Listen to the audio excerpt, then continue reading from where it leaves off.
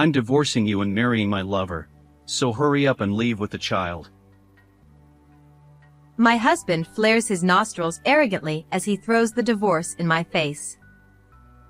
Standing next to him, his lover smirks, lifting the corners of her lips in a sneer, clinging tightly to him while staring straight at me. I had gone back to my parents' house, pregnant with our child, preparing for the birth. However, during that time, my husband never visited my parents' house, and he ignored all my attempts to contact him. When I returned home after giving birth, I found a strange woman and a little boy there. Isn't it obvious? They're my lover and our child. My husband, unperturbed, calmly admitted to his affair and announced he wanted a divorce. To my husband and his lover, who smirked at me, I must have seemed like a pitiful fool. But in reality, it's the opposite. I can't help but feel sorry for them, blind to their own foolishness. You can't get a divorce. It was my mother, who had come along with me, who declared this firmly. At her words, the smile vanished from my husband's face, and he looked at her with a puzzled expression. And then, my mother revealed a shocking truth to my husband and his lover. My name is Emily, 28 years old. I am a housewife living with my husband, Mike, who is 2 years older than me, and my in-laws. There are currently 4 of us living together, but soon, we will be 5. I am carrying new life in my belly. The due date is approaching, and my belly has become quite noticeable. How many months are you now? I have more and more conversations about the baby with my friendly neighbors, and I am filled with anticipation for the moment I finally get to meet my child. Of course, there are moments when I feel a bit anxious or nervous, but the joy and other positive emotions are far greater. After all, it took 5 years of marriage for us to finally conceive. To get to this point, I underwent fertility treatments multiple times. There were more than a few moments when I almost lost hope. I remember fondly the times I shed tears secretly in the bathroom or the toilet after everyone had gone to bed. Since discovering my pregnancy, I began looking forward to regular checkups. Every time I saw the baby growing on the ultrasound, my heart felt warm. When the doctor told me the baby was a girl, I dreamed of a happy future. What kind of child would she become? Whether she becomes an active child who loves playing outside or one who prefers playing indoors, I just want to enjoy our time together. Thinking about it made me smile unconsciously. However, Mike and my in-laws had a completely different reaction. We've found out the baby's gender. When I told them it was a girl, they made a clearly displeased face. They didn't seem angry, but I could see the disappointment in their expressions. It was a stark contrast to when they first learned about the pregnancy. Back then, they were genuinely happy for us, but then Mike said something outrageous. If it's a girl, I don't want her.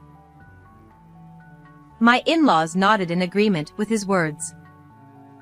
How could he say such a horrible thing about his own child? Anger welled up inside me, and I tried desperately to hold it back. After that, Mike and his family began to treat me harshly. Before, when I was doing housework, my mother-in-law would say, Emily, you should rest. Your job right now is to take care of the baby in your belly. She used to take over the chores for me. But after the baby's gender was revealed, her demeanor changed, and she would look at me coldly. Hey, hurry up and finish the chores. She started making me carry heavy things, reach for items placed high up, and do other tasks that put a strain on my body. Hey, this food tastes awful. What kind of taste buds do you have? How could you serve us something like this? Are you out of your mind? Neither my father-in-law nor Mike ever helped with the housework. Yet they complained incessantly. They wanted a boy to carry on the family name, and they were unhappy that the baby was a girl. But why should I have to endure such treatment because of it? I felt incredibly sad. Of course, I couldn't just sit back and take it. I couldn't stay silent in the face of such insults. No matter whether it's a boy or a girl, a child is precious all the same. Stop belittling her. I asserted myself like this many times. But they never listened. They only laughed mockingly at me. An incompetent wife who can't give us an heir shouldn't talk back. While I desperately pleaded, my hands and feet trembling, Mike and my in-laws remained unfazed. It was like punching a cloth curtain. No matter what I said, it had no impact on them, and I was the only one growing more mentally exhausted. The behavior of Mike and my in-laws escalated day by day.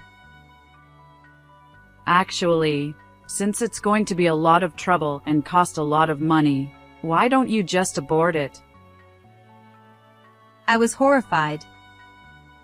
I never imagined such words would come from Carol, who was supposed to be in the same position as a mother.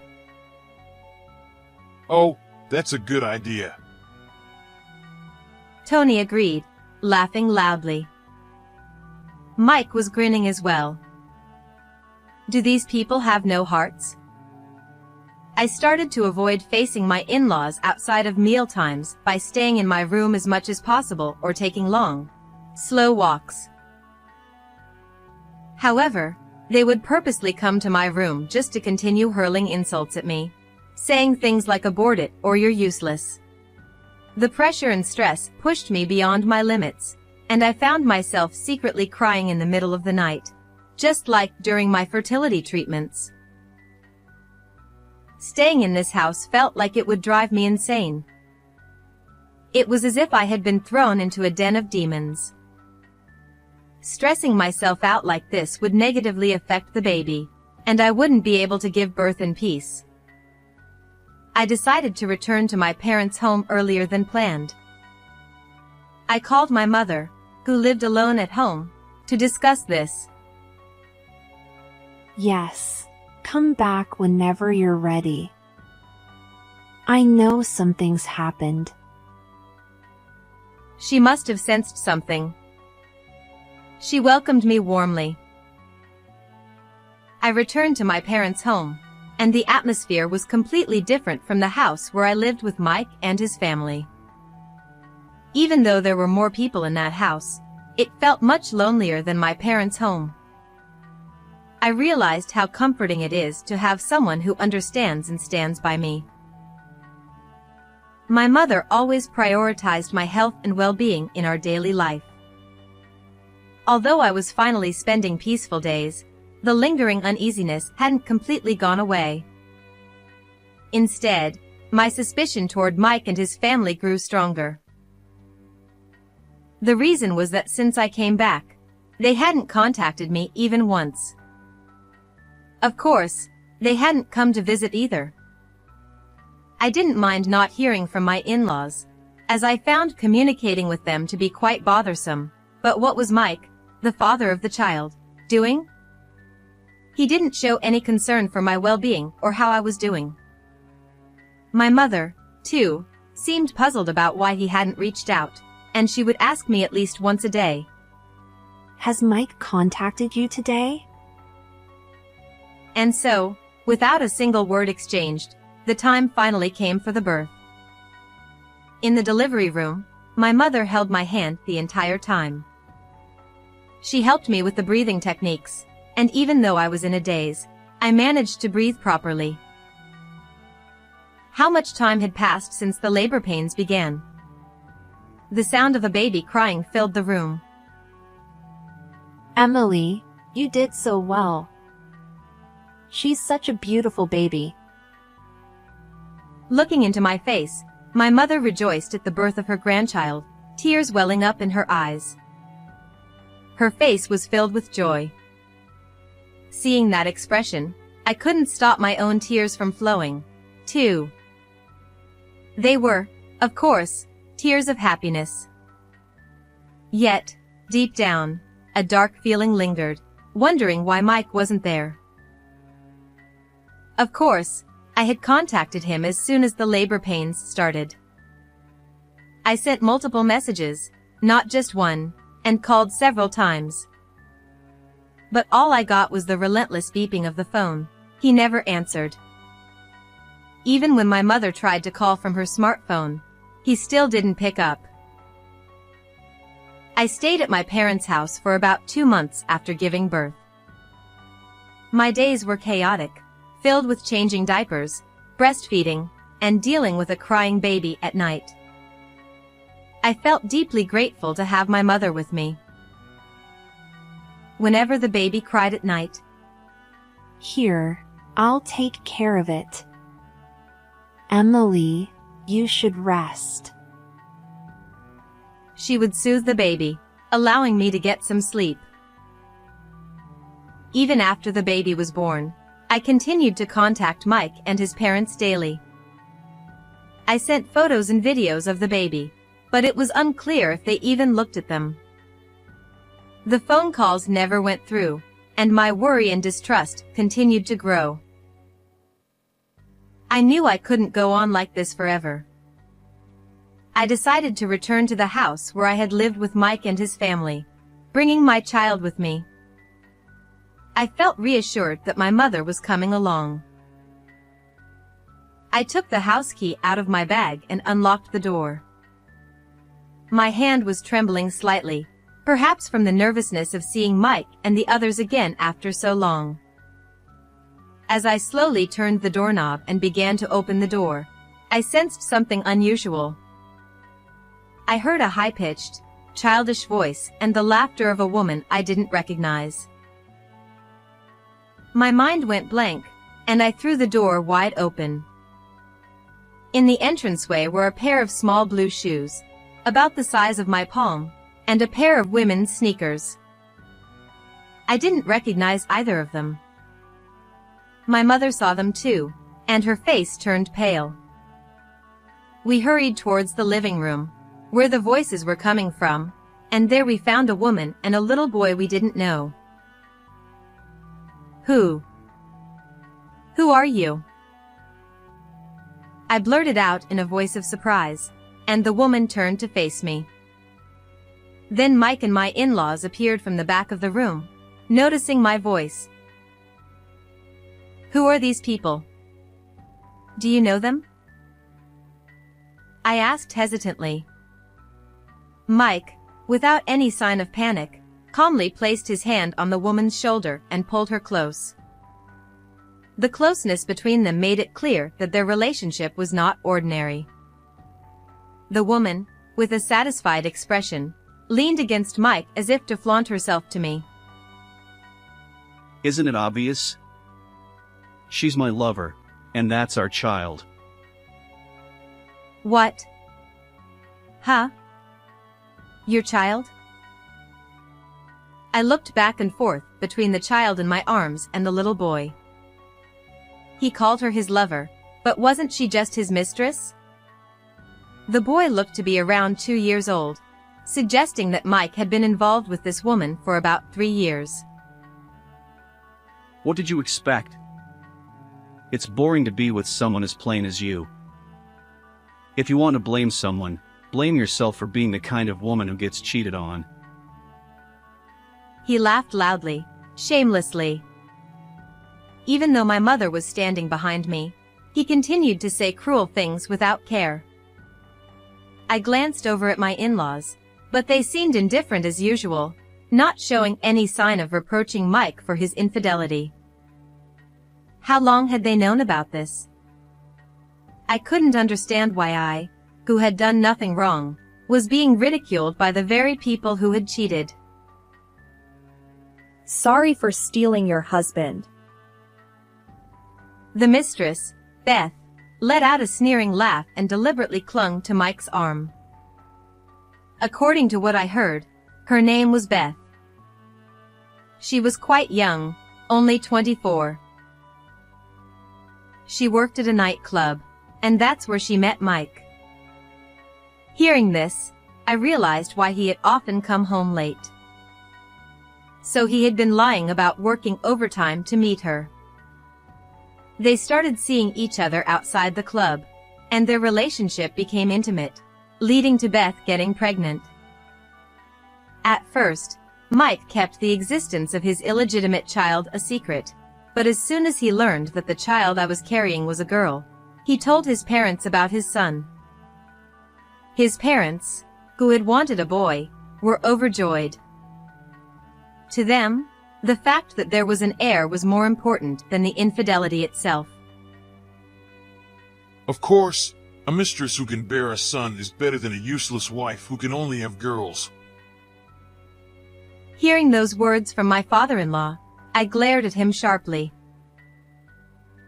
So, I'm divorcing you and marrying Beth. Get out of here with your child. Mike flared his nostrils arrogantly, throwing the divorce in my face. Beth smirked, clinging tightly to him while staring straight at me. To them, I must have seemed like a pathetic fool. But in reality, it was the opposite. I couldn't help but feel sorry for them, blind to their own foolishness. You can't get a divorce. It was my mother who declared this firmly. At her words, the smile disappeared from Mike's face, and he looked at her with a puzzled expression. Because the only reason you've been able to succeed is that you're Emily's husband. In fact, the company Mike worked for belonged to my mother's brother. Mike himself wasn't particularly skilled at his job. The only reason he had been promoted was because of his connections. Divorcing me would mean losing his position. And besides, you were embezzling company funds, weren't you? Perhaps because he got carried away after getting his position, Mike had even committed embezzlement. If this came to light, he wouldn't be able to avoid a criminal case. If you try to escape by getting a divorce, I will report you to the police. At my mother's words, the color drained from Mike's face. He turned pale as a sheet of paper, and his mouth opened and closed like a goldfish searching for food. He seemed to be searching for an excuse, but apparently found none. If I don't get a divorce, will you forgive me for the embezzlement?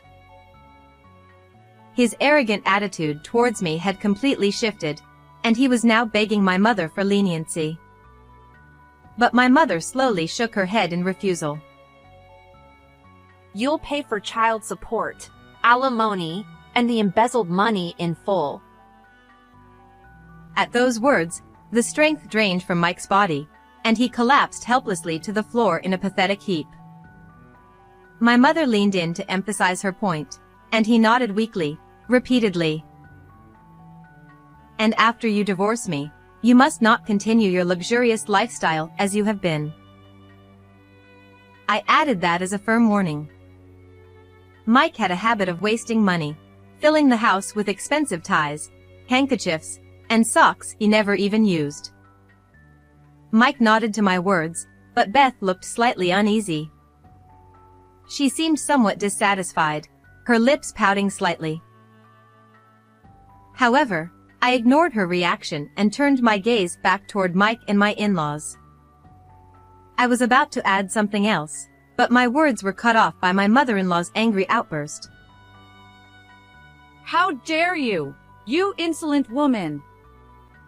A barren mare like you! Interrupted, I swallowed the words I was about to say. After that, Mike was not reported to the police. However, he was eventually dismissed from the company, receiving a disciplinary termination. A year has passed, and I was living happily with my child. no longer subjected to insults and abuse from Mike and his parents. My heart felt light and free. One day, as their memories began to fade from my mind, Mike and his family appeared at my door, as if to remind me that they wouldn't allow themselves to be forgotten. They were in stark contrast to their former selves, appearing in tattered clothes. Just like Mike, my in-laws had been extravagant spenders. They were already retired with no salary coming in, yet they frequently withdrew money from our savings account to buy luxury items. Perhaps because of this, they used to look quite youthful with their fashionable attire. But now, all of them were dressed in the same worn-out sweatshirts and tracksuits, looking like completely different people. Their hair was disheveled, as if they couldn't afford a trip to the hairdresser. It was evident that they were struggling financially. It's your fault we're forced to live in such poverty. Mike was ranting, but it certainly wasn't my fault. It was all the result of their own actions. From what I gathered, he was currently looking for a new job. He was limiting his search to the same industry as his previous job, but his reputation was already widely known in the field, for all the wrong reasons. The reason for his dismissal from his last job had spread, and it seemed to be preventing him from finding employment. With no other choice, he had started doing part-time work, just to earn some daily income. It seemed they weren't exactly starving, since he was working from morning till night, but it was clear they were not living comfortably either. They had accumulated debt and were burdened with monthly repayments. Even when they managed to earn money, most of it went toward paying off their debts. They could only afford discounted deli food from the supermarket just before closing time, managing only one meal a day. Despite hearing all this, I couldn't feel any sympathy. I didn't even nod. I just listened quietly while staring at Mike and his parents. The child Beth had brought with her was glancing around in confusion, holding on to his grandmother's hand. That's when I noticed that Beth, Mike's mistress, was not there.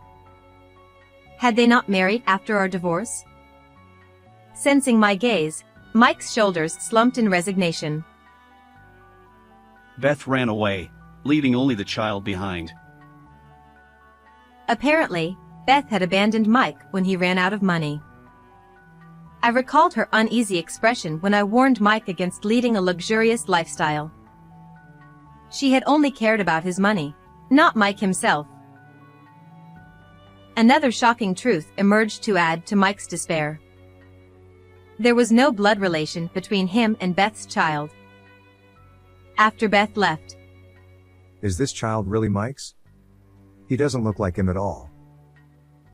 this remark prompted a DNA test, which confirmed that Mike was not the child's father. That thing I was going to tell you back then.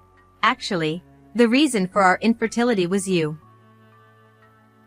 Back then referred to the last time we saw each other, a year ago. I had wanted to point out that the boy didn't resemble Mike, but Carol had interrupted me. Just like the relatives, I had also intended to question the similarity between the boy and Mike. Mike seemed to be in a panic. He was silent, standing there unable to move. At that moment, a man appeared. He was holding a small boy in his arms, and when he looked at me, he flashed a sparkling smile that seemed almost animated. Who's this? The voice Mike used was eerily familiar. It was exactly the same as mine when I had seen Beth entering my home. He's my son. Yes, the truth was that the child born a year ago was not a girl, but a boy. In the ultrasound photos, the lower body was hidden, leading to the mistake of thinking it was a girl. The moment Mike realized I had given birth to a son, he immediately did a complete turnaround. Please, Forgive me. I want to start over. He begged, but I already had a new husband. The man currently holding my son. When I introduced him to Mike, his expression immediately sharpened, and he started hurling insults at me. You tramp! You were cheating on me, weren't you? I started seeing him after I divorced you. So, no, I wasn't cheating. Don't compare me to someone like you, who had an affair and even a secret child. Enraged, Mike staggered toward my husband and tried to snatch my son from his arms. Hey, what do you think you're doing? Shut up. Look, I'm your real father, not this man. I'm your father. He tried to claim he was the father, but my son rejected him. He turned red in the face, crying and screaming, refusing to leave my husband's arms. Perhaps shocked by this, Mike lowered his hands and slumped over. I looked down at him sharply and spoke calmly. If you keep bothering us, I will report you to the police. At that, Mike and his parents panicked, stumbling and nearly falling as they hurriedly left my home. I thought mentioning the word police would finally keep them away, but I was naive. Even after that, they continued to send messages and make phone calls numerous times. It seemed they believed that as long as they didn't physically come to our house, it was fine. But I had clearly warned them that I would report them if they continued to harass me, not just if they came to the house. Once I filed for a restraining order, my smartphone finally stopped ringing incessantly. I couldn't help but worry about Beth's child, surrounded by people like that. After all, the child was innocent. While I was concerned, I heard a rumor from a mutual friend of Mike and me. Apparently, Mike and his parents had been neglecting the child to the point that a suspicious neighbor reported them to Child Protective Services, and they ended up having to deal with the police. The child was taken in by Beth's parents. Unlike their daughter, they seemed to be serious people who genuinely cared for their grandchild. Hearing this, I felt a sense of relief. Mike and his family were left penniless, and the news of their trouble spread, so they moved far away. I was finally free from my in-laws. Now, I am carrying a second new life in my belly. I decided to be happy with my husband and children and began envisioning a bright future in my mind. How did you find this story? Don't forget to subscribe to the channel. I'll see you in the next video.